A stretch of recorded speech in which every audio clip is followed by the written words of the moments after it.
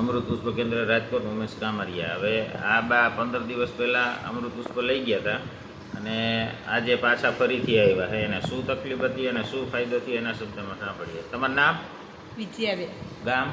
ગામ ત્રાકુડા. હવે તમને શું તકલીફ હતી? મને આ લોહી પડતું, સંડાસમાં લોહી પડતું. હા. અને પરવું પડતું. ફરવું આવતું હતું. અને દિવસમાં 20-25 દણ થતા. હા. અને લેટ્રિન તમે 25 વખત જતા ને? હા. દિવસમાં 20 થી 25 વખત. હા. હવે તમને ડૉક્ટરને બતાવવા ગયા તેને શું કીધું હતું? ડૉક્ટરને બતાવવા ગયા એટલે ડૉક્ટર કહે કે આને ઓપરેશન કરવું પડશે, આતેડું કાપવું પડશે. હા. અને સંડાસની કોથળી બહાર રહે. હા. અને કેન્સર? હા, કેન્સરનું કીધું. અને હમણાં વિપુલભાઈ કહેતા હતા કે એ માજી રહે નહીં, વયા જાય. હા, 8 દિવસ કે માંડ રહે. 8 દિવસ રહે. અને આજે હવે અત્યારે કાંઈ વાંધો નહીં. હવે આપણે જે લોહી પડતું હતું એ કેટલા દિવસમાં બંધ થઈ ગયું?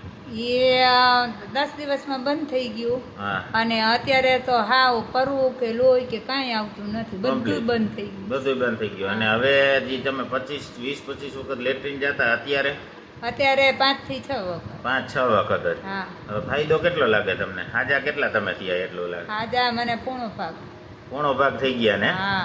હવે બાકી કાંઈ? બાકી હવે 25% રહ્યા. હવે એ વિચારવાનું, વિચારો એટલે થાય. એ વિચારવાનું મૂકી દઈશ. મૂકી દઈશ. હવે આજથી મૂકી દો બધું. બાકી રેડી? હા. બીજાને શું કહેવા માંગો? બીજાને બધાને કહીશ કે જે કરાય ને ઓપરેશન ન કરાય એનાથી આ દવા કરે. હવે ડોક્ટર એમ કીધું હતા માજી અઠવાડિયું નહીં રહે ને અત્યારે રેડી થઈ ગયા. બરાબર? રેડી. જય દ્વારકાધીશ. જય દ્વારકાધીશ. તમારી લાજ રાખે.